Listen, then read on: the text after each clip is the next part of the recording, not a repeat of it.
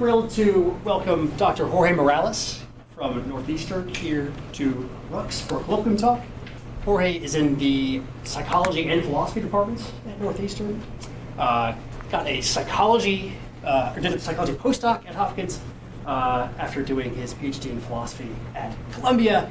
At Northeastern, Jorge directs the Subjectivity Lab, excellent name, where he and his team study things like introspection, consciousness, and mental imagery. And today he'll be talking to us about seeing what's not there. Please join me in welcoming Dr. Jorge Morales. Thank you very much for being here. Thank you for the invitation, Preston. And yeah, I'm thrilled to being back here. When I was a PhD student at Columbia, I used to come to some events and classes here, so it's really great to be back. So yeah, seeing what's not there, I would like to start the talk by telling you what this talk is not about. And it's not about ghosts.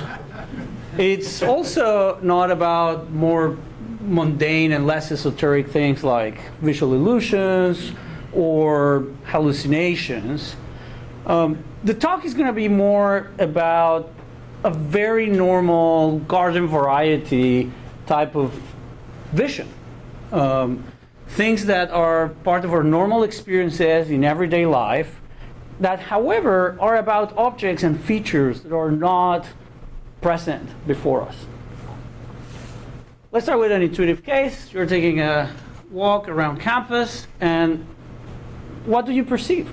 Trees, the smell of flowers, birds singing, buildings, people talking, and whatnot. Apparently someone is joining my phone. Sorry about that. You basically see normal things when you walk.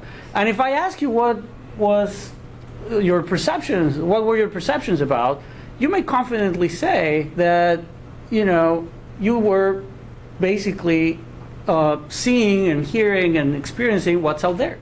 Perception, it's after all what puts us in touch with the external world, with reality, and this is what we do. This is an intuitive answer, and this is the answer that cognitive scientists will probably give too.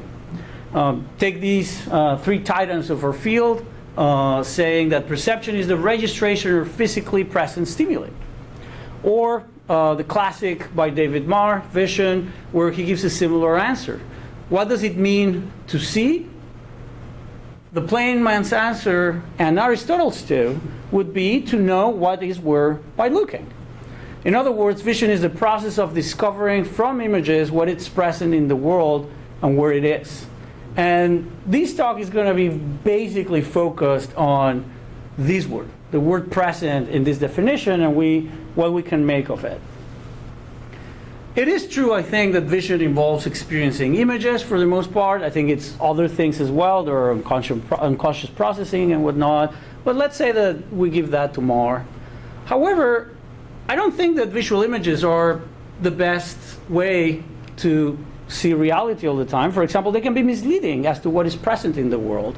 Take, for example, this beautiful piece of art by Michael Murphy, Perceptual Shift, where 1,200 balls are arranged cleverly in a way to create the appearance of an eye, and of course there's no eye in front of you. We can also say that seeing is about what is absent, like when you see that there is a petal missing. And seeing what's present involves too predicting what's coming. You know exactly what's the fate of this little fish. And you know these just by seeing. So in this talk, I'm going to talk about these three different ways, these three case studies, if you like, in ways in which we don't really see what's out there, and yet we can still probably legitimately call it seeing. Yeah. You have a technical issue. The Zoom folks can't hear you, so let me call time out for just a second. Oh, yeah. Let me. Is that because? I see. Because I'm not muted.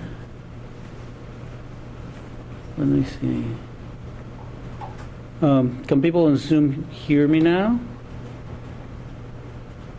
Oh, yes. Okay. Yes. Oh, now it works. Okay, fantastic. Sorry to No, I appreciate it. So after a couple technical blips. Hopefully we're good. Sorry about that. Okay, so as I was saying, the talk is going to be split in 3 parts. So I'm going to talk about 3 different ways in which we see what's not there. I'm going to talk about perspectival shapes, absences, and representational momentum, which are 3 different ways from work that I did some years ago in my postdoc and work that my lab is currently working on to exemplify these ways in which vision can be what I sometimes describe as funky. So, very technical term. So, perspectival shapes. In an every life scene like these, you can easily recognize the circular shape of many of these objects. So, the circular rim of the cup, the circular shape of the coins, but importantly, they don't project circles into your retinas. From the perspective of the photograph, what they project is ovals. And let's focus on a coin case. And I can ask you, which shape do you see when you see a shape that it's tilted in this way? And one possible answer is that you see its objective shape. You see that this is a round coin, of course, a round coin that has been shifted. But an also reasonable answer may be that you see what I call its subjective shape, or sometimes its perspectival shape, which is the shape that it's projected onto you given its current position, in which case the answer will be an oval. And this question has perplexed philosophers for a long time, at least since Hume. And it is also a big question in cognitive science, as you know. Like perceptual constancy is probably chapter 1 of any vision book.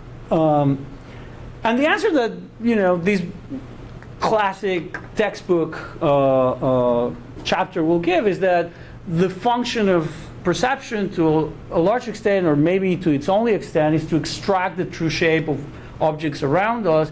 In this example, that answer will be a round circular object, not the retinal image of the oval that is projected onto our eyes. This is what textbooks say, but this is also what prominent researchers from David Marr to J.J. Gibson think, or Richard Gregory, the very famous British psychologist who really captures the idea when he wrote that perception involves a kind of inference from sensory data to object reality. Behavior is not controlled by the data, but by the solutions to the perceptual inferences from that data. And that I act according to the inferred physical object, not according to the patch in my eye. That patch in my eye, that retinal image, it's not relevant for all these things. A more recent description of the same ideas: shape representations code information about an object's three-dimensional structure, not the two-dimensional structure of its retinal image. We don't see the retinal images. We see objects as they are out there. We don't experience, we don't consider part of perception, if you like, that initial stage. Even in neuroscience, this idea permeates. For example, V1 encodes perceived not retinal features, according to this paper. And this quote again captures this idea where the authors say, the visual system progressively transforms information from a retinal to an object-centered reference frame, whereby retinal size is progressively removed from their representation. The whole point of the visual processing stream is to remove retinal information and construct real-world representations. In philosophy, we see this too. Eric Schwitzgavel says that when he stares at a tilted penny, he's inclined to say that it looks just plain circular in a three-dimensional space, not elliptical at all, in any sense or by any effort. The idea is not just that perceptual processing, it's about the objective shapes, but also introspectively, it doesn't seem that philosophers report back seeing ovals. Against the mainstream view, however, there's a whole swath of, especially in the philosophical literature, saying like, hold on a second, this way of describing our perceptual experiences is not accurate. Really what we experience is a subjective shape of objects. For example, Locke, who might be the most famous defender of this view many centuries ago, wrote that when we set before our eyes a round globe, it is certain that the idea imprinted on our mind is of a flat object. If we see it as a globe, it's only because of inference and reasoning, not because of perception. And many philosophers and scientists have sided with this idea of Locke, or at least a version that incorporates both, that allows for both types of representations, subjective and objective, to be part of our perceptual experiences. But the thing is that even though there's a lot of work for studying perceptual constancies, there is not a lot of work, or the work there is tends to reject the idea that we also experience these subjective shapes and that they matter and that they survive their first processing sweeps, if you like, of the visual system. And I want to offer some support, empirical support for this view. And the question is, can subjective shapes coexist with objective representations? In other words, or furthermore, in what way do they survive, and can they affect behavior and attention in a meaningful way? So here's the logic of our experiments. If 2D subjective shapes persist, objects with shared subjective shapes should be harder to distinguish from each other, even if they have different 3D objective shapes. So let me explain more what we did. We created these 3D rendered images in the computer to, rendering tribute to Locke and the discussion of tilted coins. We have an oval object on the left and a round circular object on the right. Seen head-on, their shapes are very obvious. And subject's task was very simple. They just had to identify on which side, on which pedestal the oval target was. In this case, it was number 1. And on half of the trials, the circular object that was seen head-on here was rotated 45 degrees to project exactly the same oval outline as the oval target. And here the crux is, according to the mainstream view, the objective view is what dominates. That's what you really want to call the perception is about, and the subjective image should be discarded early on. So in people's head, when they see this object, they perceive a circle, according to the main view, and therefore, and remember, these philosophers and scientists say, like, we really don't act according to the patch in our eyes, therefore the oval shape of the rotated circle. Things just look circular, not elliptical at all. That's the claim. It's in writing, right? And the idea is equally easy. These should be equally easy tasks, right? On both sides, on one hand you have an oval, on the other hand you have a circle. Identifying the oval should be relatively easy, and therefore reaction time should be fast, or equal for both. If we also see subjective shapes in the sense that they survive in our visual processing, they interfere in our experiences, and they survive after the 3D shape has been computed, then these patterns should be reversed, or at least altered. Detecting the oval in this case should be harder than detecting the oval when the distractor is seen head-on, because the subjective shapes are not shared. As if there's some kind of oval surviving in people's head when they see this shape. So let me show you a demo. It's the nice thing of doing vision science. You can show what experiments look like. And you just need to shout whether the oval appears on pedestal 1 or pedestal 2, okay? So if you see the oval on 1, just shout 1, or 2 if otherwise. Are you ready? Okay, let's do it. 2, 1, 1. Okay, I'm gonna take that as some hesitation at the end. And maybe you felt it, and even if you didn't, importantly, no one yelled 2, right? Like, no one made a mistake. The subjects in our experiments were very accurate, basically at ceiling. But the big question that we had was whether they were slower, and especially that last type of trials, when the subjective shapes coincided. Across 10 different experiments, we recruited about 500 subjects on online platforms and in the lab.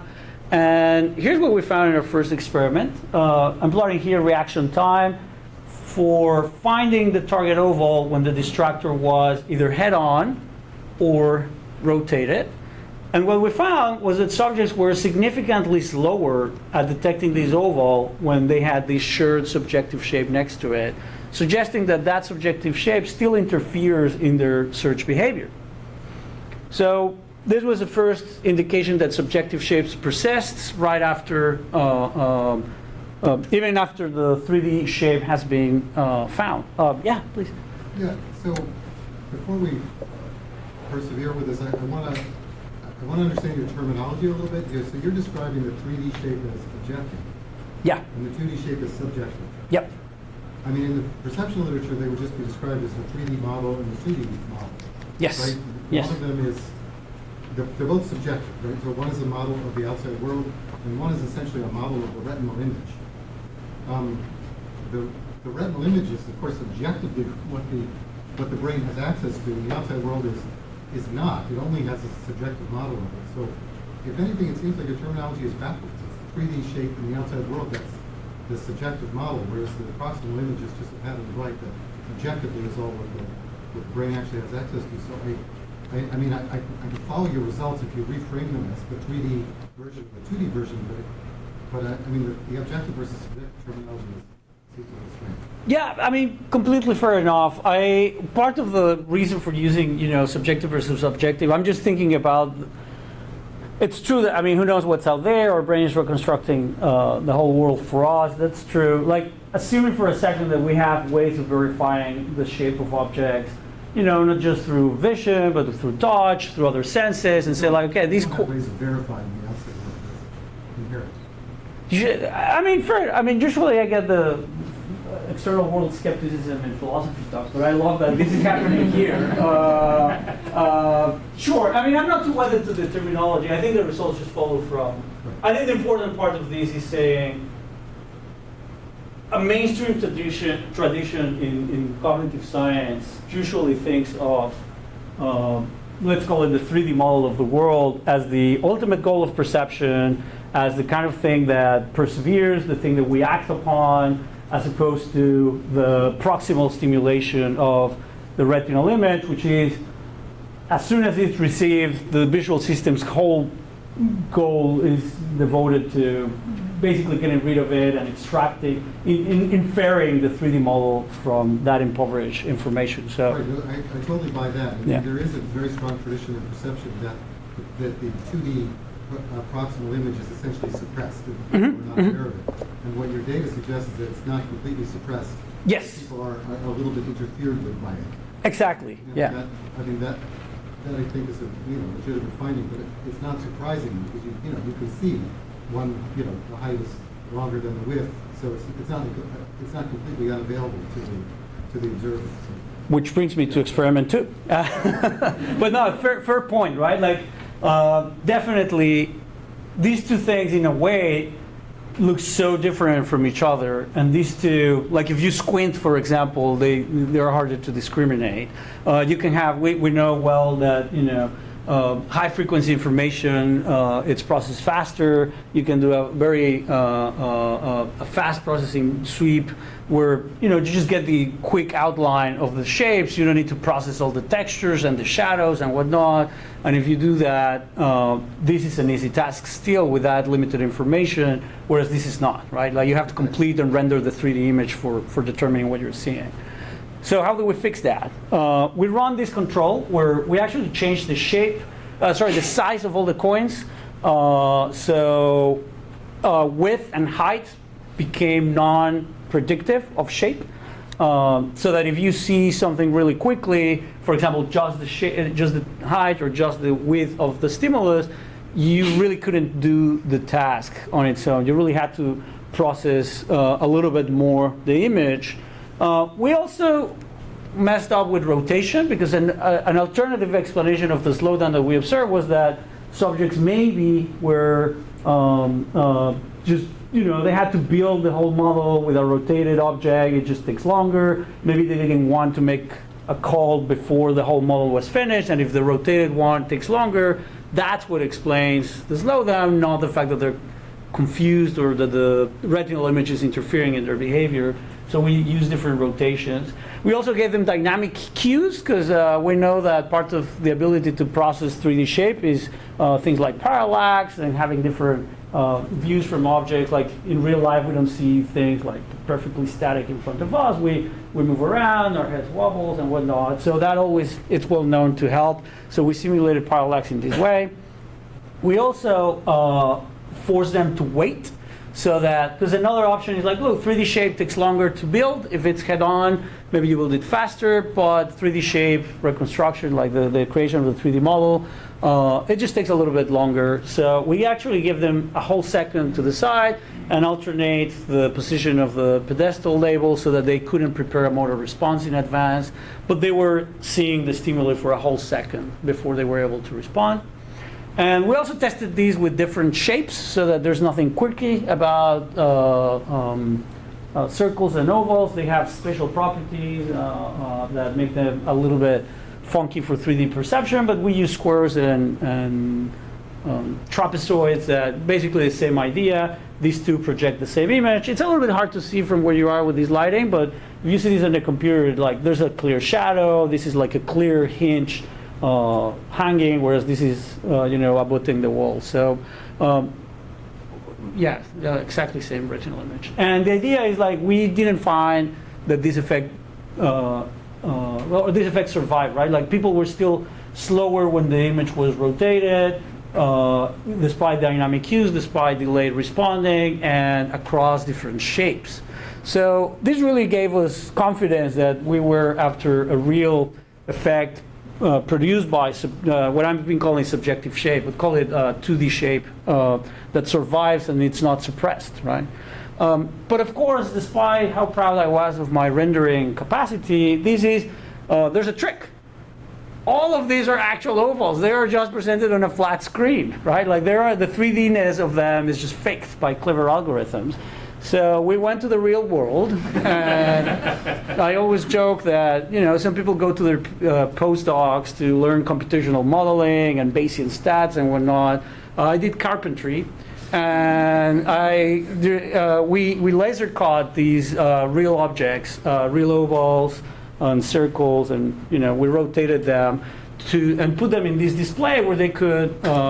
They were positioned in a clever way such that from the viewing angle of the subject, everything projected the same, the rotated circles projected the same retinal image, or a very approximate similar retinal image as the ovals. And when we did this, and the objects were there visible, people used both of their eyes, the lighting was normal, and we tested that they didn't have any stereoscopic problem with their vision. And the idea of the trial of the experiment was very similar. Lights in each of the copy will light up, one on each side, and people just had to press one of two buttons to select whether the oval was on the right side or the left side. So in this case, it was over there. Or sometimes one of the cued copies was rotated, so they had similar 2D retinal images. In this case, the actual oval was on this side. And when we did these using a chin rest, we still saw the effect. People were faster at detecting the oval when the alternative was a head-on circle. We did this from far away with a free moving head so that they weren't restricted. They could move their head, get the parallax that they needed. And we also did it up close, which is known to enhance the creation of the 3D model of objects.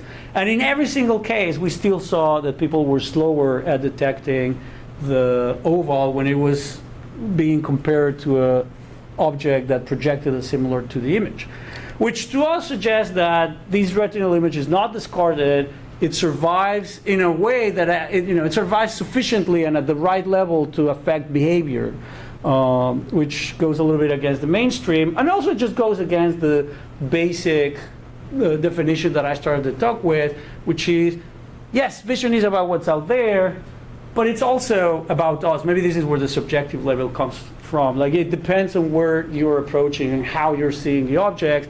That is not trivial, and that still affects how we behave in the world.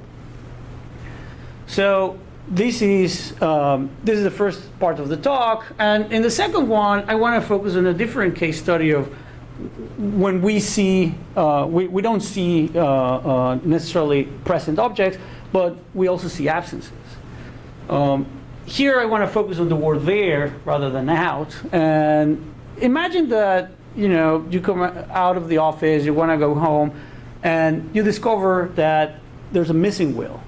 And I'm going to try to show that this process, the first instant of this process, is a visual process. You detect the absence visually of that will, just as you can see that there is a missing pedal, or you can see that there's a missing tooth. And these experiences suggest that there is a link between absences and attention, because I feel like attention is immediately drawn to these missing parts in these images, and I wanted to understand how. Philosophers have called perception as something that involves positivities. Jean-Paul Sartre has a famous example of his friend Pierre. When he went looking for him, he was late and couldn't find him. And the way Sartre describes this experience is that he saw right away that his friend wasn't there. His expectation has made Pierre's absence happen as a real event. The absence is something, right?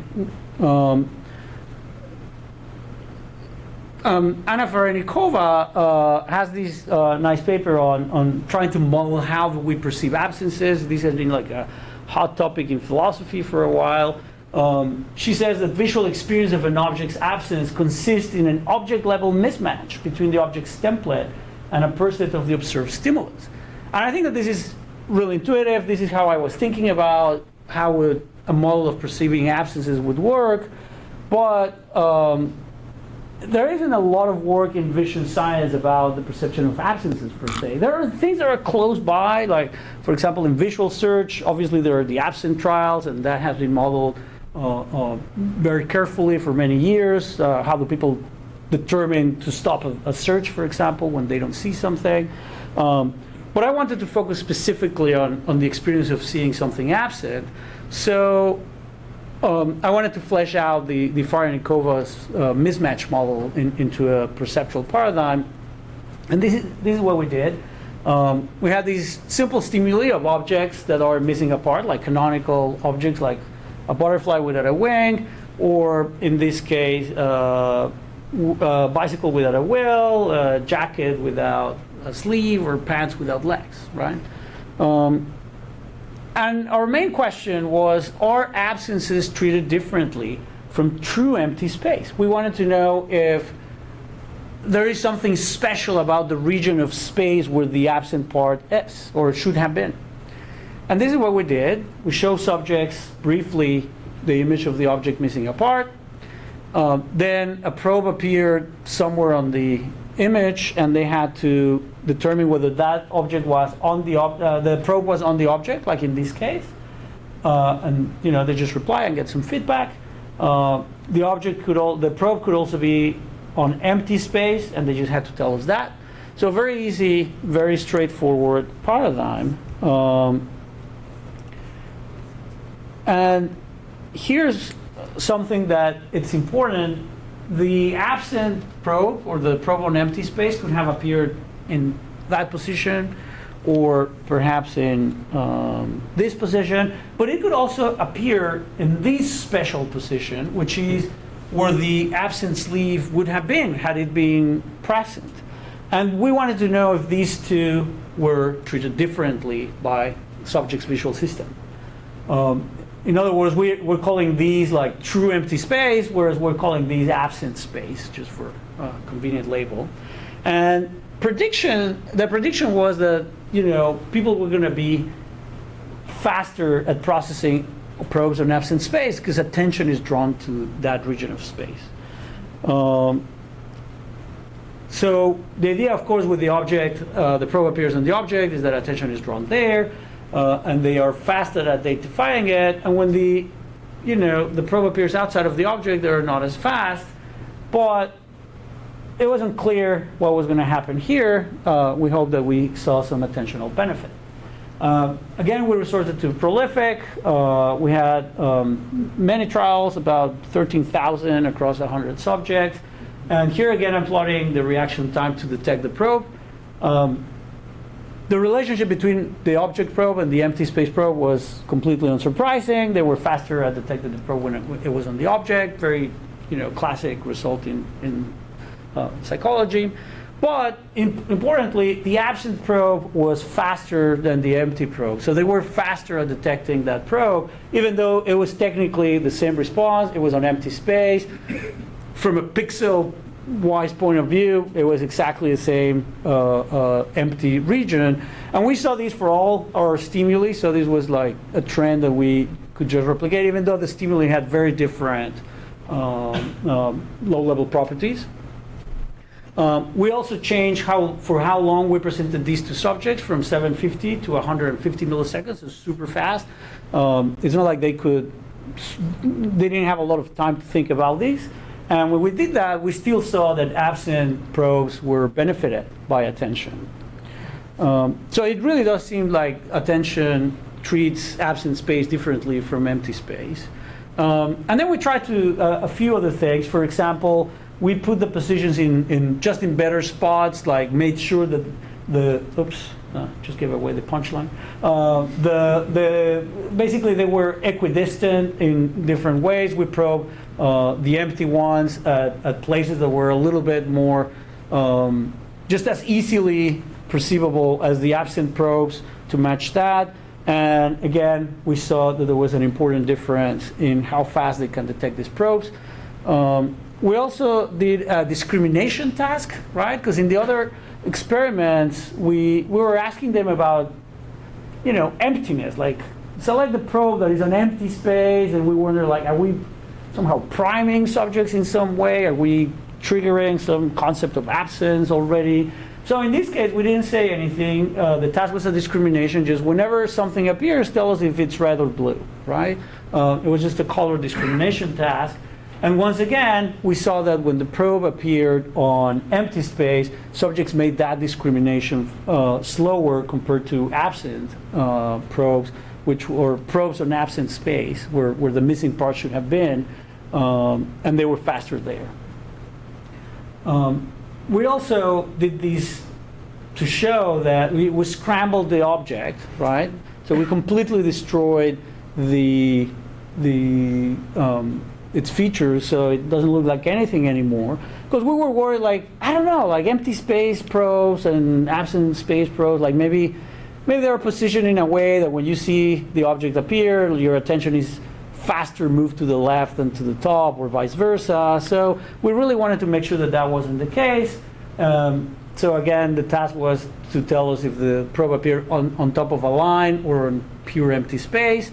And this time, again, this was obvious. On the line they were faster, on empty space they were slower, but this time they were not faster on absent space, which is exactly the result that you would expect.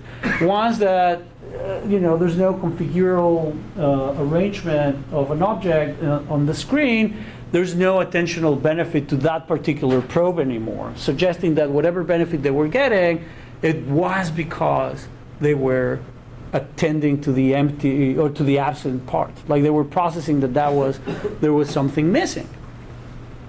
And we wanted to probe a little bit further this idea, and so we put these butterflies in a smaller bounding box, and the idea was to see to what extent are subjects actively representing the missing parts in this part of them.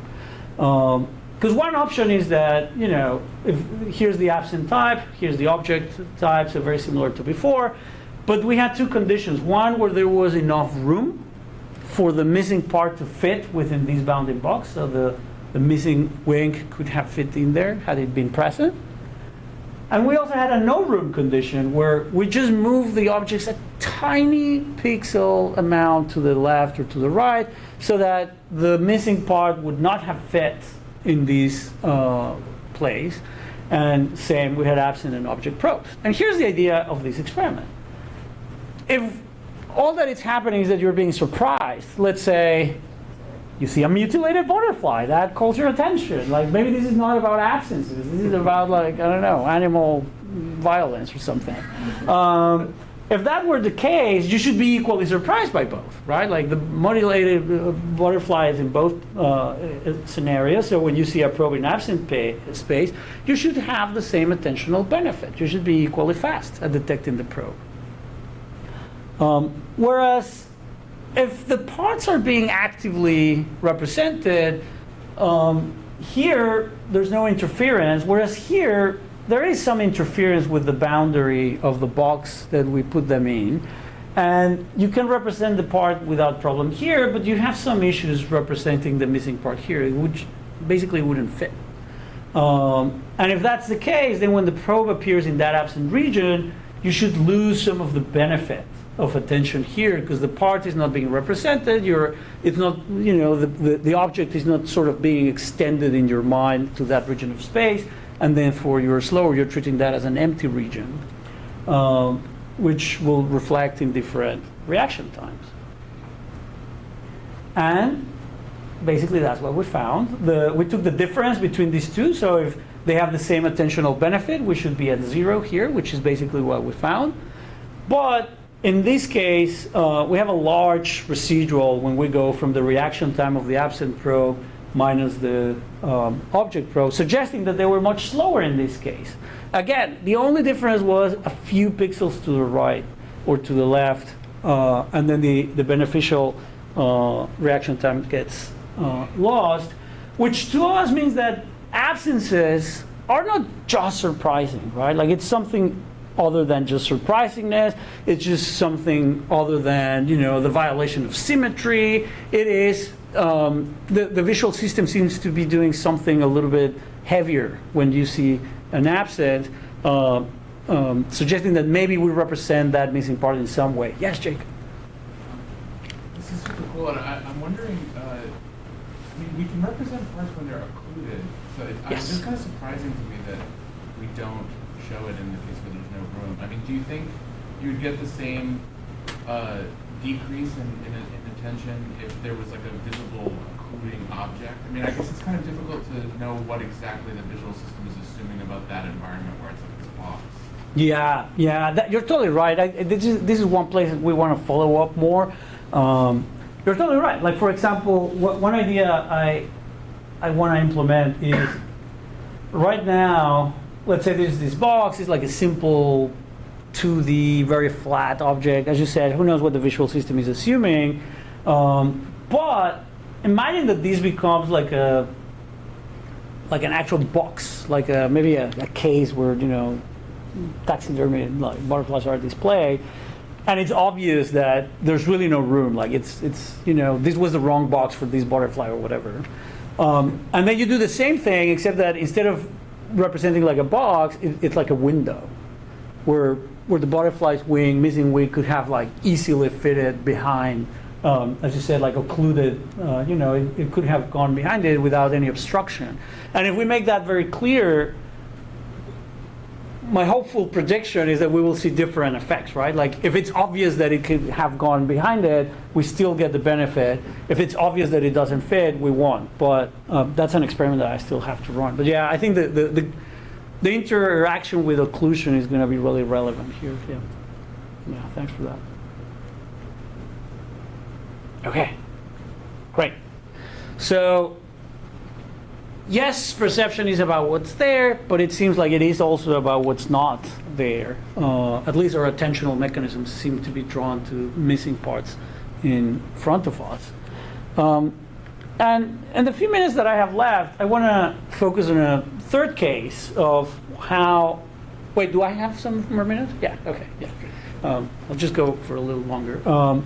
So there's a third case that I think captures this idea of us representing the environment in ways that transcend what's literally out there.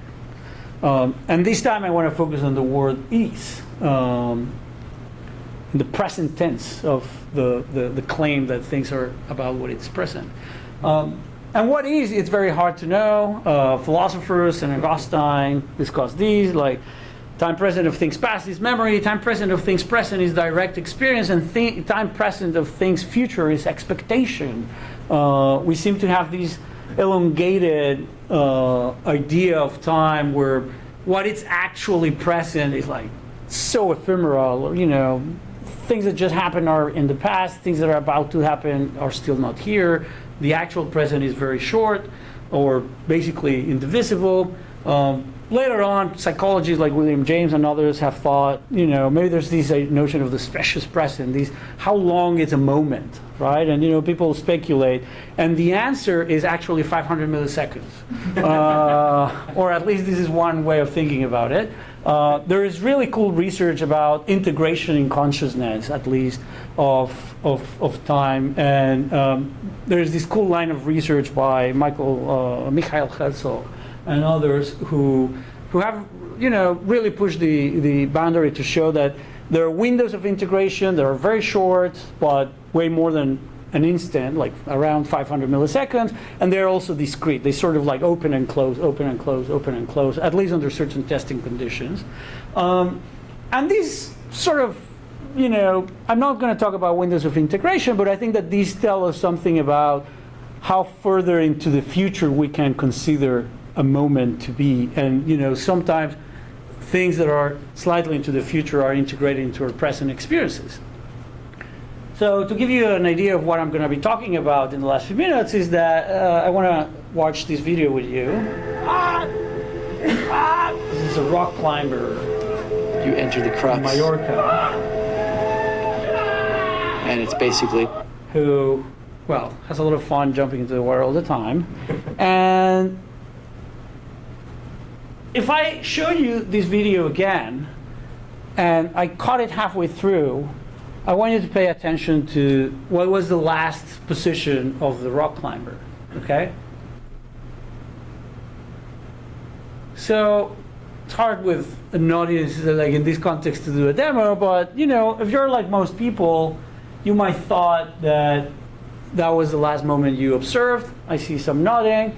It turns out that it was slightly before that, right? And it was just slightly before when I stopped the video. And this is a very well-studied phenomenon called representational momentum, where we recall moving things being projected further along their path. And what I want to show today is that this is a more general feature of perception.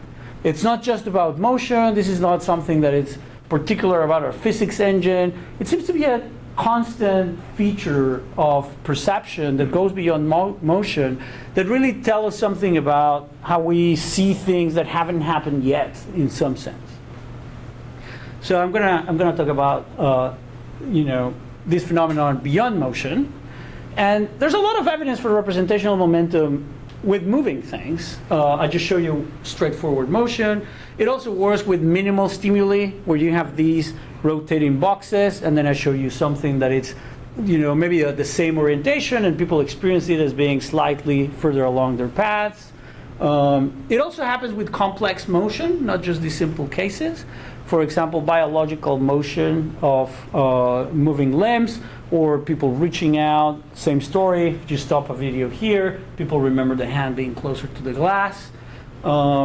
And we even see representational momentum where motion is merely implied. For example, in this Jenga tower that is toppling, if I show you this still image and remove it, people remember it as being slightly more toppled than it actually is. So it also works with static images and with implied motion. So far so good, we knew these. And the question is, how far along can we get these on this axis? On one hypothesis, representational momentum is domain general. It applies to every aspect of vision, and it could be found for any dimension of continuous change. Maybe in line with these, there have been some findings showing that with pitch, you can get that kind of thing. For example, when you go up or high on the scale, you can, people remember the last beep as being higher or lower depending on the trajectory of the beeps. Recently, Haffrey, Boger, and Firestone show that you can have momentum for state changes. So, for example, a melting ice cube is, a video of a melting ice cube is stopped halfway through, and people remember the frame as being way more, as the ice cube being more melted than originally. And in some cases, this is like very significant, like 3/4 of a second further along was the average in one of their experiments. So people really project into their future or of what they recall seeing. Now, so far so good, but there is an alternative hypothesis. And that's that representational momentum is specific only, right? A phenomenon relevant only to dimensions of change correlate with motion in the real world. Under these hypotheses, the pitch case really works only because it's reminiscent of things moving. For example, with the Doppler effect, right? When you hear an ambulance getting away from you, like what actually happens is that the noises go up in pitch, for example, which is very heavily associated with something moving away from you. Or in the case of the ice cube, when it melts, there is literal motion on the screen. The edges of the puddle are moving away. With the other experiment stimuli that they use, it's similar, right? Like things are actually moving on the screen. So according to this second interpretation, really, the Doppler effect is sort of implied, and the ice cube, the state changes are really some kind of complex motion, leaving this space sort of unoccupied. And to some extent, occupying this place is important if we want, if we want to make a claim about vision and prediction going beyond just like intuitive physics, right? So, for example, here's a quote from one of the original people working on this paradigm saying, if the mechanism is an intrinsic component of the perceptual system, momentum effects should be found for any dimension of continuous change. Like this should work. And, for that, we need a dimension that is continuous and that involves zero suggested or actual motion. And that is brightness. It seems like changes in brightness fit these two requirements. Of course, the problem is that someone has tried before. They did the thing where you have that sort of like progression of brightness going up and down, and then you're asked to remember the last state, and people didn't find momentum for brightness. So we're still sort of perplexed about why this didn't work, and a postdoc in the lab thought, this has to work actually. Why this didn't work? Makes no sense. It has to work. And Dylan is a very diligent scientist, and he took inspiration from the Haffrey, Boguera, and Firestone state paper that I showed you. So like, we need more information. We need more subjects. We need a more subtle way of testing these. And in 6 experiments with a lot of participants, all pre-registered on Prolific, he went and tested for these things. We needed a stronger stimulus and a more sensitive measure and larger subjects, as I said. So the task was very similar to the one that I showed you. There was a little bit of a progression in brightness up and down. Then there was a mask, and then subjects saw these little box that they could change its brightness with a slider, and they had to remember what was the last frame that they saw, right? So the classic experiment. Here's a little demo of what that looked like. The box just changed brightness, it went away, and then the subject had to find the position they remember as being the last frame.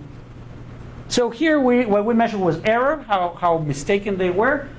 We just subtracted the recalled frame number minus the final frame, and this is what we found. If there is momentum, they should have a positive error.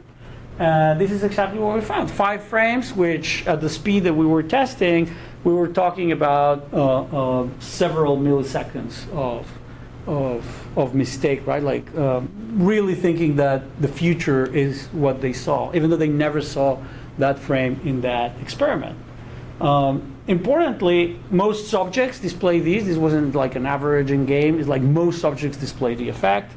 And also, it works for both brightening and darkening. So this, again, it wasn't like just one direction driving the effect. And it also wasn't just a way of responding, because in the end they are using the slider, maybe moving it to the right. It's just like a temptation when you're talking about things moving into the future. And we basically reversed the slider, and now moving it to the left, move it into the future of the video, and vice versa.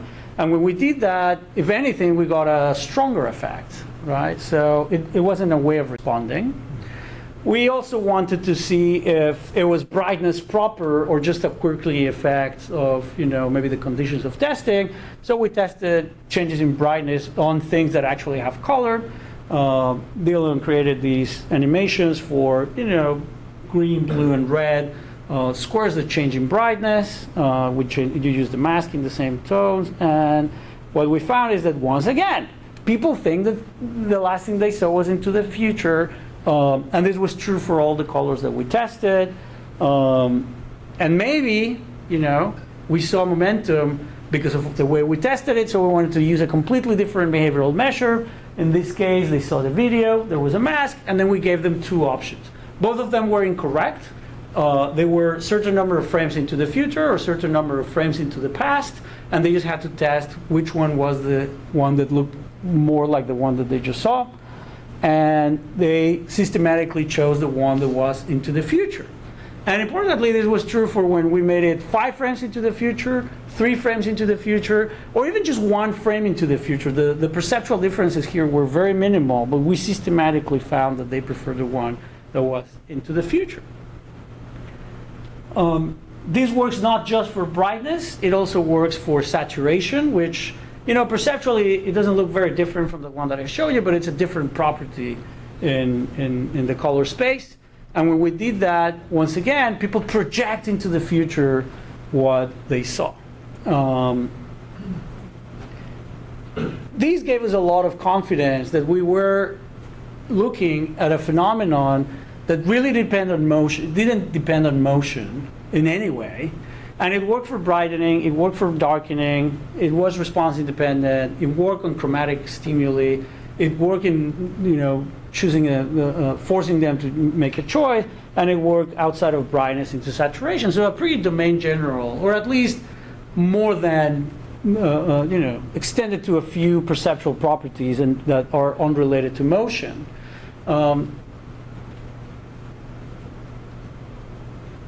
It seems like momentum really goes beyond that, and we wanted to know the limits of momentum, whether there were any, and we thought that maybe testing color transitions like this one was a good example, right? Because this is a smooth transition and a continuum scale, like going around the color wheel.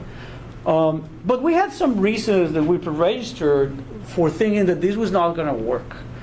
And part of those reasons are that color, like hue, is not a magnitude, right? It's not a magnitude, and it's not as predictable as changes in brightness or in motion, right? Like we don't have a very good sense of what color follows after what. We don't have a lot of experience. Maybe you're a vision scientist working with color, you're a little bit more exposed to that, but it's not the kind of thing that we have experience with.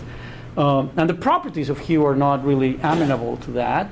And lo and behold, that's what we found. If anything, they were a little bit biased towards a previous frame rather than the last one, but definitely no momentum, which served us for two purposes. One, we did not find an effect every time we used our method, right? It wasn't guaranteed to find an effect, because when we changed the stimuli, we did not.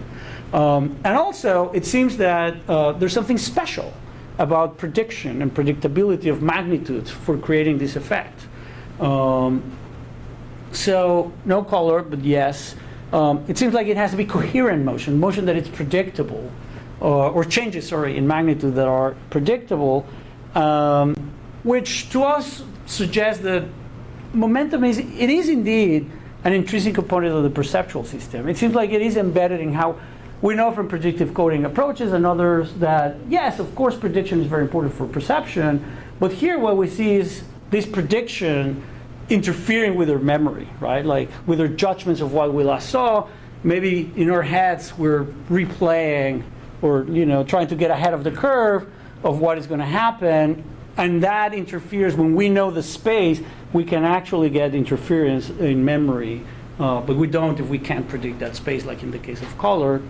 And to me, that suggests that vision is about what is there, but it is also about what will be there.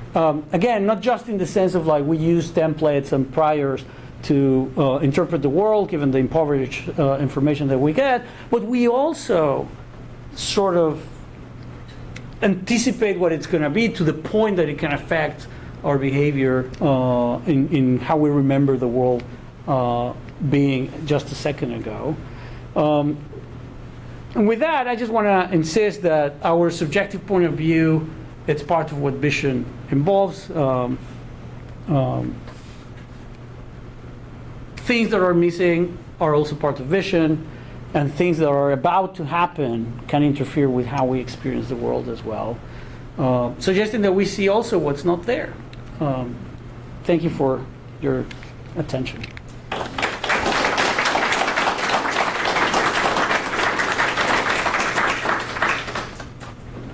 Yeah, should I fill my questions? I can fill my questions. Yeah. Thanks, that was really interesting. I was wondering if you've done any experiments or any other experiments in the field where people have done gaze tracking, eye tracking. In particular, it'd be interesting to see if you could reveal strategies for doing these tasks, essentially just by seeing the behavior of the eye. Yeah, that's something we want to do for our particular stimuli. People have done that with representational momentum of motion. People do look ahead. We haven't done it ourselves, but I think that's really interesting, and I really want to do it with color too, because I think that in that case, it's going to be a little bit all over the place. The challenge for us is that the thing is not moving, right? So your strategy is to look at the box, which is stationary. I don't know exactly what projecting with vision would look like with a stationary movement, but yeah, at least for motion, people have done that. Same for the first and second part of the talk too. I think it'd be very relevant. Right. Like oval versus circle, right?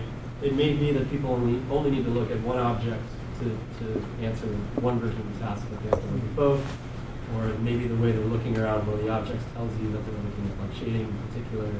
So you might be able to explain the reaction time results more by the actual sampling that they're doing. They have to do more sampling. Yeah, that's a really good point, especially for the delayed response, right? Where we show the thing, it's on the screen for a second, and then they have to react, and they're still slower in the critical trial. I think that the interference makes them maybe double check, or they keep checking for longer, so they actually haven't totally finished looking at them by the time they have to respond. So yeah, I would love to do that. Thanks. Yeah. Why don't you go? Yep. With the brightness test, you had like a mask with a bunch of like. Yes. Red light. How did you make sure that there was no effects of the mask given like your whole whatever you change is going to change the brightness that the mask is going to see? That's true. I mean, the reason why we have the mask, first of all, the mask is basically sampling from the whole brightness spectrum. So there's information about every frame in the mask. So in that sense, it couldn't give away the game. And the reason why we wanted it, we didn't want subjects to rely on some sort of after image or anything like that. We wanted to really focus their attention on what they were looking at. We basically use the mask in a way that I think it can only hurt us. If anything, maybe we didn't try it without the mask, but I feel like the effects will be similar or worse. Or worse in the sense of stronger. Yeah, the error will be bigger. Why don't we here and then there, and then we can go back and forth. Yeah. So in the first study, you set up the contrast as between the image on the retina and then the full 3D model. Yeah. Yeah. But actually, we know from visual processing that what we have is a whole hierarchy of representations that are moving progressively from the 2D image to something approximating what you were telling me, the perspective model, which is also a purely constructive model. Right? Yeah. So, now, with our attention, we can obviously change the extent. So, for example, the simplest example would be a red tablecloth goes under a shadow. And if I ask you, the color outside the shadow and the color inside the shadow, are they the same or different? Yeah. Well, in one respect, they're the same. In one respect, they're different. And we can attend to both. Yeah.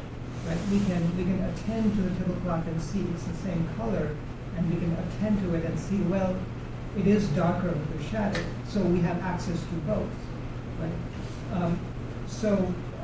In the case of the coins, if the properties are identical for multiple levels of representation in the hierarchy, then that's going to be faster. Yeah. But if they're similar for higher levels and dissimilar for lower levels or vice versa, then it's going to take longer. Right? So maybe setting it up as a two-way competition, is it the image on the retina, is it the full 3D model? Maybe, we know it's not quite that simple. Yeah.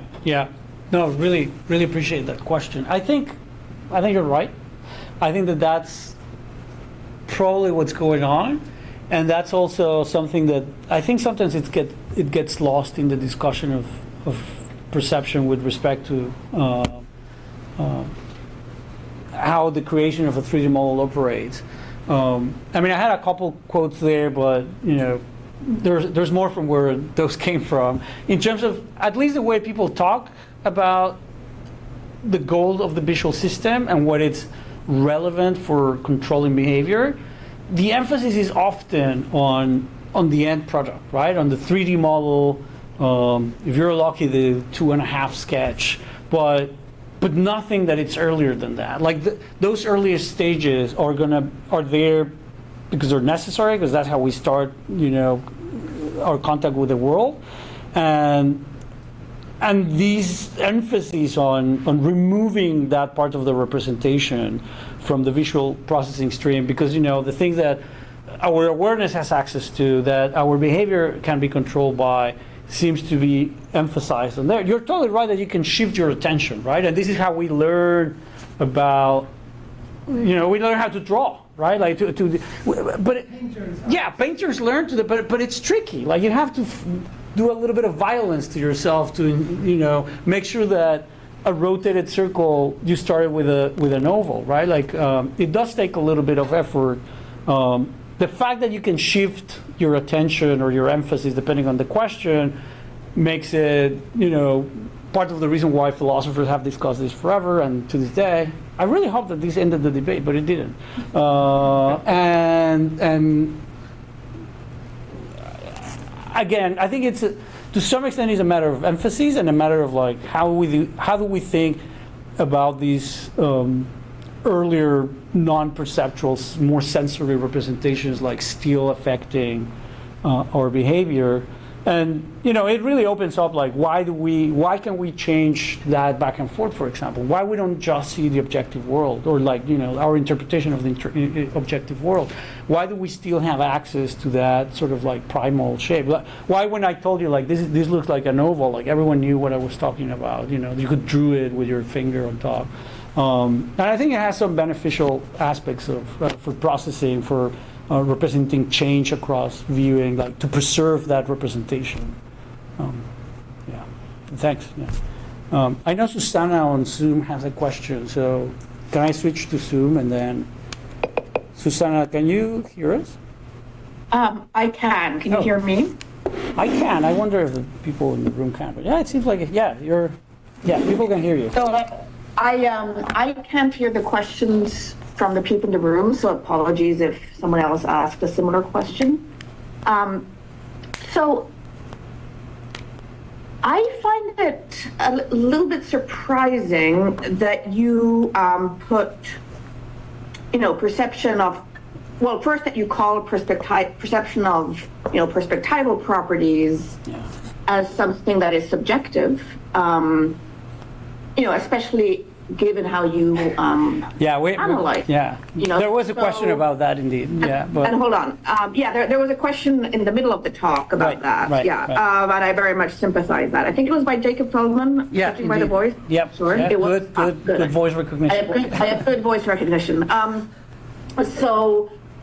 Partly because, first of all, a lot of philosophers have studied that, including myself, and a lot of vision scientists, and they treat it as something that is as objective and out in the world as, the other stuff we perceive, such as, the circularity of the coin. There's a shape out in the world that is constituted by the circularity of the world and your location in relation to it.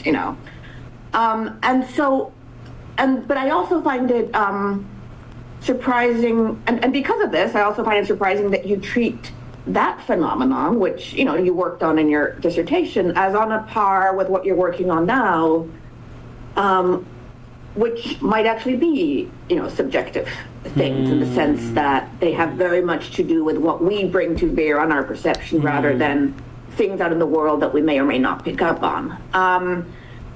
So it just seems as if I think it might not be a good idea, both methodologically, but also, to get right what's true about perception, to treat perception of perspectival properties that are in the world as on a par with things that arguably are not. So that's my one question. I just want to throw in my other question. As I'm sure you know, Susan Carey has been studying absence a lot, negation, more specifically, and went into it thinking it's a very basic thing and has come out of that, or is now at the stage of thinking, no, it comes in quite a bit later and is not part of our, primitive vocabulary. Sorry, I'm not doing justice to the subtlety of her view. But the point is that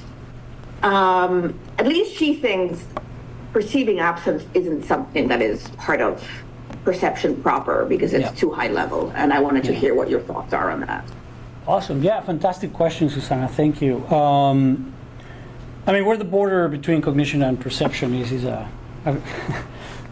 been the leitmotif of my visit in my previous minutes, which is great. It is a really thorny issue.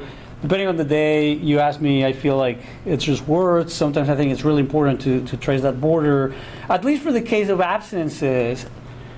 One of the reasons why I think we should put it on one side of the divide, if anything, is that it does seem to behave in a way that shares other properties with perceptual features. For example, it's something that is detected very fast, as I show in one of the experiments. It's just, it's just a glimpse and your attention immediately goes there. Doesn't seem like you need to think a lot about it. To be fair, I'm using stimuli that are well known and people really have seen these a million times, so maybe there's an advantage of exposure to these objects. But still, they're very quickly recognizable. That said, I think absence is a really interesting. One of the reasons why I think it's interesting is that, and maybe this connects to your previous question, it's not pure.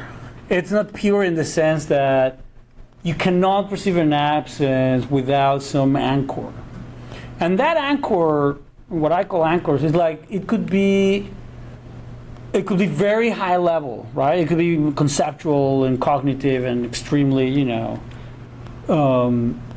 complicated. But I think it could also be very simple, right? With children, for example, perceiving them. I don't have data about this, but I have an anecdote as a father. And there is this horrendous sculpture at Northeastern. It's really monstrous. But basically, imagine an arch, and it has some pokes coming out of it. And for some reason, it's not symmetrical, which drives me crazy. It has a little hole in it. It's not broken. It was by design. And my daughter, she was 3 years old. We were walking around campus, and the first thing she says when she sees these things is "Oh, it's missing something." She's 3 years old. She has cognition and whatnot. But I guess the point is I think lack of, the absence that is detected by certain mechanisms, like lack of symmetry, for example. I think that's very primary. I think that is probably very, very, very basic and a very, very visual feature. Doesn't mean that maybe what this ends up being, in 20 years we're going to have these things are proper absence perception. These things are similar, but not really. They are absence perception plus something else.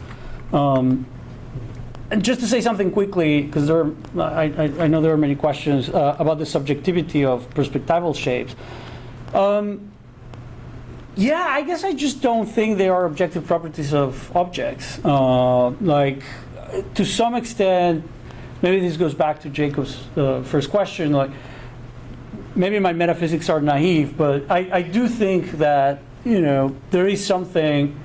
It is a little bit of a decision to call, let's say, a coin a round object. Like, but I think there is a sort of canonical way of looking at it and a non-canonical way, and maybe that's just cultural or benefit of how we handle it or whatever.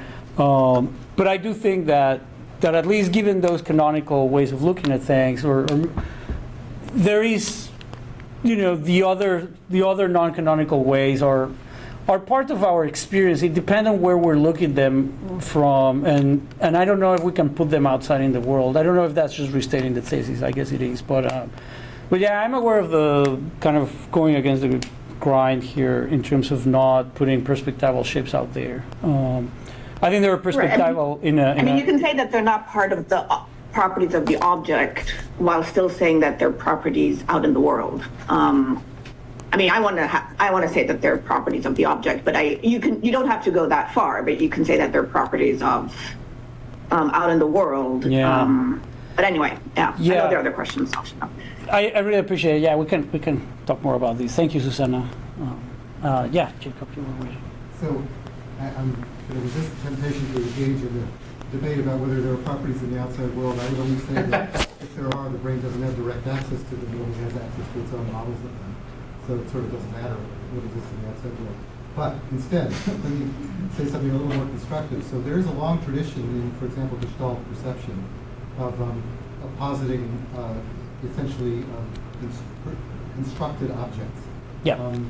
So the Knizia triangle is the most famous example of this, which you had on the earlier slides. Mm-hmm. You showed the cover of Mars' book. It went by kind of fast. I'm not sure if people saw it, but there's an upside-down white triangle on the cover there, which most people see, which is in some sense objectively not there. I wouldn't personally put it that way, but it's a part of your perceptual model of the scene. And so you have a model of the scene in which there's an upside-down triangle, but then the sort of what you were calling the subjective percept, which is the sort of proximal retinal percept, is just a 3 Pac-Man and 6 lines. Yeah. So, yeah. And of course, people do have some access to the fact that it's 3 Pac-Man. You all know what I'm talking about when I refer to that, but the main model that people have more direct awareness of is the upside-down triangle. So actually, the only reason I gave that explanation is just to say there are a lot of constructed objects in the history of perceptual theorizing.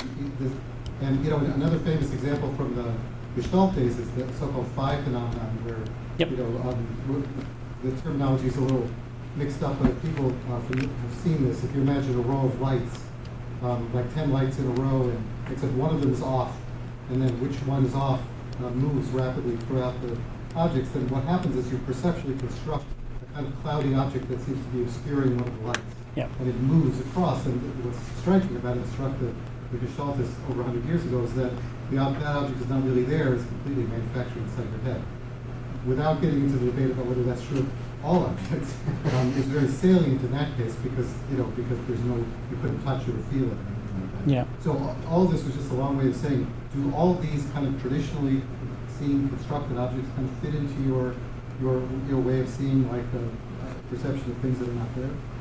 Yeah, great. So, the short answer is yes. I think that they do fit into these. One of the reasons why I didn't talk about them, or maybe try to be more provocative with the framing, is that I think, especially the Knizia, like these type of a model completion, like right now you can't see parts of my body, and you don't imagine that I've been split in half, and that's good, but I feel like, this example, it's like, yeah, that's why we have a model completion, so that that things are, can be behind objects, and you perceive them as if they were. The Knizia triangle, to me, it's a little bit of an illusion, right? Like it's a byproduct of the actual useful mechanism that we have for imagining these things or perceiving these things as complete. Same with the phi phenomenon, right? Like it is, as you said, it seems different from the way we reconstruct the rest of the world. It's illusory, or it's a byproduct of the way of how we construct the world, except that in this case we seem to get it wrong. And what I like about, talking about absences is that I don't think they are illusory. I don't think that they are, like, it's really true that there's no rhinoceros here, and you can now perceive it thanks to my anchoring of you, making you think about a rhinoceros. Right, but you wouldn't have the perceptual response you described to the absent rhinoceros, because we don't expect rhinoceros. Unlike the Well, now you do, because, I just told you that there's no one here. Like, there's no rhinoceros here. And I think that's what, going back to Susana's question about the border between perception and cognition, I think that the perception of absences is really cool in that sense. Like, you really do need an expectation, whether that's super low level, statistical regularity, or like a top-down imposed concept. And I think in that sense, those are different from, the five phenomenon or kinesa. But in the end, like, I don't think that there are, it's still an example of things that we perceive there aren't there. I lost Yeah. a little bit there at the end. They are usually described as illusions, but Yeah. there's a long argument about whether that term is really accurate, because Sure. they reflect normal perceptual processes of completion, as you said, Yeah. model construction. And so, arguably, that's what's happening all the time. As you say, the expectations are always set up, are only going to be very strong if they're set up in early perception, like the symmetry violation in the butterfly. And whereas, if I cognitively told you there's supposed to be a hippopotamus there or a rhinoceros there, that's not going to set up the same sort of perceptual expectation, and therefore you're not going to have the same cognition of an absence. Yeah. But I mean, the point is, this is just a basic perceptual model building. You really don't see anything. Yeah. Maybe fair that enough. could be thought of as the difference between seeing an absence as opposed to seeing something that is not there. Yeah, I think that distinction makes sense in terms of like how cognitive versus how perceptual it could be. I would be happy with making that distinction, and depends on the case. I guess you do one or the other or both. Time for one more. Oh God, really? Just one more? Okay. Have the coffee hour after this. Do you wanna fight for it? You can we squeeze in two? Just because Sure, yeah. those two people. Yeah, the two people in the back. Yeah. Okay. Thanks so much. So, this is going to be a short question. So, I was wondering if you're interested or already done run those studies, but with case fixated, especially when I'm thinking about the absence case, where if you can still show like a effect in response time, even without saccades, and with like covert attention instead of you've been referring to attention a lot, and that's actually if you can show it with covert attention. That's I take it to be like first evidence. Yeah, the short answer is no. We haven't run that like neither with eye tracking nor with fixating gaze. At least for that particular experiment, I will imagine that maybe the precision of how the represented absent part might be lower. So maybe we'll see a spread of the effect, maybe weakening, but also more spread, as you would expect from the blurry vision that comes from peripheral vision. Yeah, cool. Thank you. My question is related Great. to the absence process. And I noticed the places you picked is very systematic, and it was always very close to the object itself, like the remaining object. And I'm curious about how much of the absent part of the object you reconstruct, and if you would expect to still see an effect like downstream or at the edge of the butterfly's wing. And the negative vision trap would be a good way of figuring that out. All the way to the boundary of the instant object.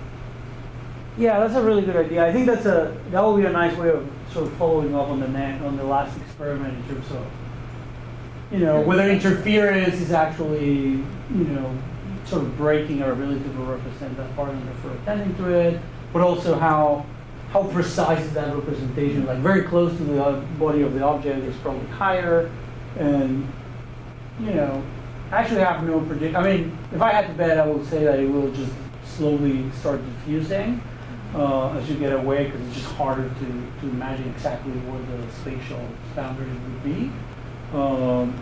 But I don't know, maybe it's like starting diffusing and then there's a sharp end with like.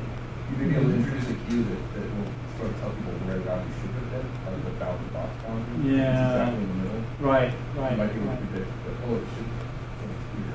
Yeah, maybe with some cues you can extend it or precify it and restrict it. Yeah, that's a really cool idea. We haven't done that. All right, I propose we continue the conversation at the reception in the RuCCS Playroom. Let's thank our speaker. Thank you. Thank you very much. Thank you.